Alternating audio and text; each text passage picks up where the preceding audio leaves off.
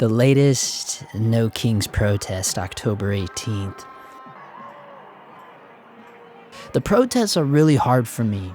It's just so challenging because I'm going to tell you the hardest part about shooting a protest as a street photographer. It's like the equivalent of getting hired to shoot a wedding, and then you show up and there's 30 other photographers that have been hired to shoot the same exact wedding. So you're all just like basically fighting for the same photograph. And you see all the photographers, all the press photographers, documentary photographers, they all chase each other around. They all go to the same vantage point to get the same exact shot. And it's just weird. And then also everyone is just like capturing photos of signs and people in funny costumes. And I don't know, there were so many times when I just looked down on the city from City Hall. You know, it's kind of on a hill and you can look and see like actual downtown. And then so many times I just wanted to abandon shooting the protest and go into downtown and just shoot street that I enjoy the most. Because the funny thing is, I've never seen any of these press photographers ever on the streets of downtown LA when I'm down there shooting street. Never seen any of those people. The only time I see those guys, you always see the same group of people, men and women. You always see the same documentary press photographers at all the same protests, but I never see them on the streets of downtown LA when I'm shooting street. Granted, I know it's very different. It's not like I'm down there every single day, but I'm just saying it is a different thing. You know, protest photography is very different than actual real street photography. And not purposely throwing shade at any of those people, although there were a couple that gave me really mad looks of disdain, like shot my way. I don't know if it's because I had an M3 plus a little Sony digital camera plus I was wearing a GoPro, and it made me feel a certain kind of way where I'm like, wow, you know, and I don't know what it is. It could be my own insecurity, or it could be the reality that from what I've read on internet forums and Reddit posts and things, I know that the analog film culture family is very, like, definitely turn their noses up to guys like me wearing GoPros, and, you know, guys like me get accused of trying to be Pauly B and all this shit.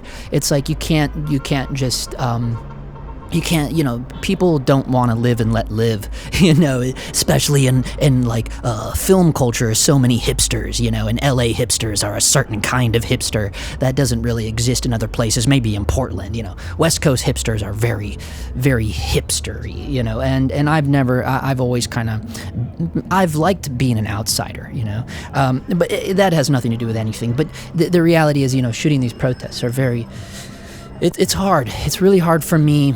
There were a few times that I kind of felt, the only time I felt proud was when I was the first one, when I saw the protesters flood the Starbucks window. My first thought was, I'm going in, I want to see what the customers are seeing. And that's what I did, and I was so stoked that I was the first guy or the first photographer to think of that. And as I'm going in, one of the protesters I noticed was by my side going in with me.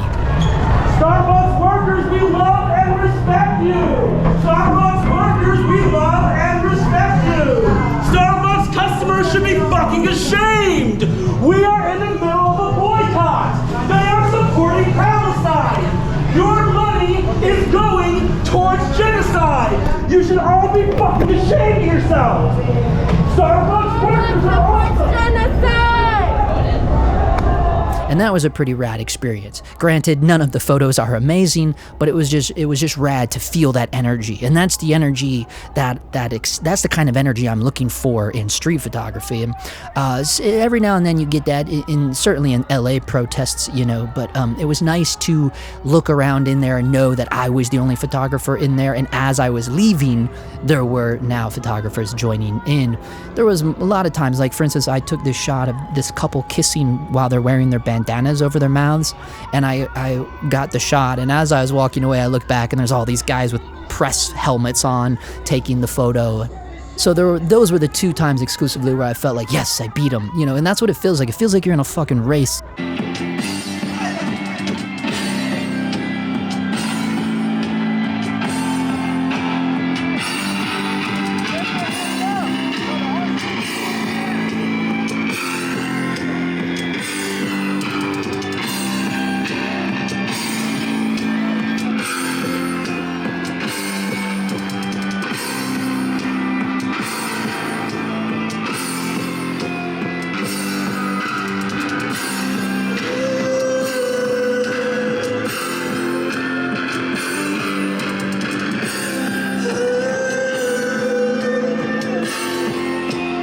And, you know, when I'm out doing normal street in downtown Los Angeles, I don't ever have that feeling because I'm the only one out there when I'm out there, you know, so it feels better to me. I had the Leica M3. I had the tail end of a roll of Dubblefilm Daily, some really weird 400 speed black and white film. Not a huge fan of that. The halation kind of reminded me of Holga 400. And then I had a roll of Kono black and white 400. That film is pretty nice, actually. I'd never shot with that before. And then the Kodak Tri-X, which obviously is the OG. It's a little pricey for black and white 400 film, but I mean, honestly, you can see why it is so good. I had flashes for both. I had my big Leica flash with the M3, and then obviously the little Sony Pocket Cam has a little tiny built-in flash. The regime! Remove the regime! Remove the regime!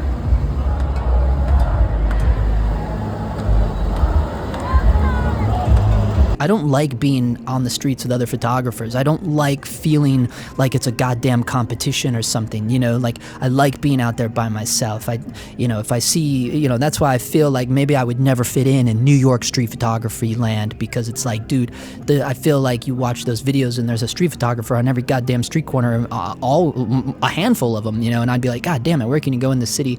And that's kind of what's nice right now, currently of October 2025, you know, downtown LA is pretty barren in terms of street photographers.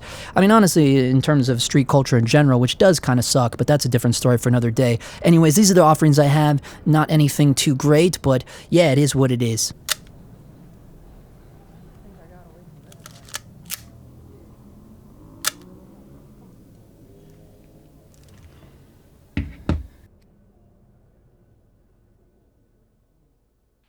And if you have the proper luck and the holy endurance, the gods just might deliver.